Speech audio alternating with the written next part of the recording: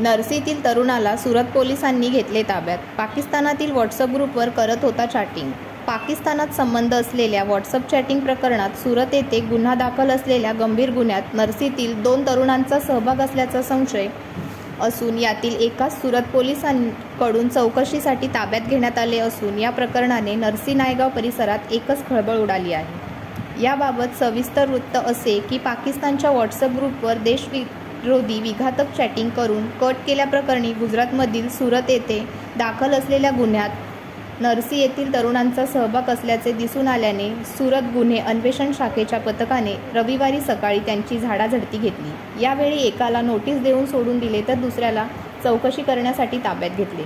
सदर गुन्ह्याच्या अनुषंगाने अधिक माहिती घेतली असता जैश बाबा राजपूत नावाचा व्हॉट्सअप ग्रुप पाकिस्तानातील असून हा ग्रुप वकास व सरफराज चालवत होते.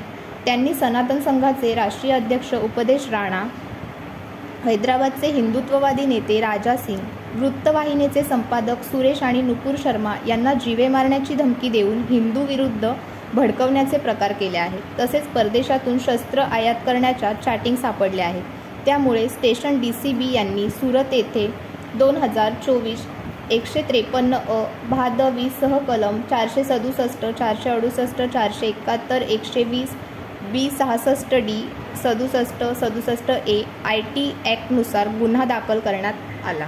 या गंभीर गुन्ह्याच्या सुरत गुन्हे अन्वेषण विभागाने तपास घेतल्यानंतर आरोपी व व्हॉट्सॲपच्या ग्रुपमधील तपासणी केली. यामध्ये नरसी तालुका नायगाव येथील शेख शकील सत्तार हा सहभागी आढळून आला.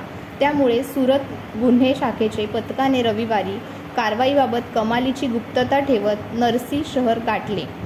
यावेळी त्याच्यासोबत नांदेड स्थानिक गुन्हे शाखेचे काही कर्मचारी उपस्थित होते. शेख शकील सत्तार वय 18 यास नरसी चौकीत बोलवण्यात आले. त्याचबरोबर त्याचा अन्य एका मित्रालाही हजर करण्यात आले. या प्रकरणी सुरत गुन्हे शाखेच्या अधिकाऱ्यांनी दोघांची चौकशी केली. यावेळी शेख शकीलच्या मित्राला नोटीस देऊन सोडण्यात आले तर पुढील चौकशीसाठी शेख सत्तार यांना ताब्यात घेण्यात आल्याची माहिती मिळाली. सुरतची एक क्राईम ब्रांचची टीम इकडे आली होती नांदेडला आणि एक जॉईंट ऑपरेशन म्हणून एजन्सी सुरतची टीम आणि नांदेड पोलीस हा नरसीमध्ये एक 18-19 वर्षाचे मुलगा आहे त्यांना डिटेन करून सुरत गेलेला आहे आणि तिकडे पुढील तपास होईल. हा एक गुन्हा दाखल झाला होता. त्यामध्ये काही एक संशय होता की इंटरनॅशनल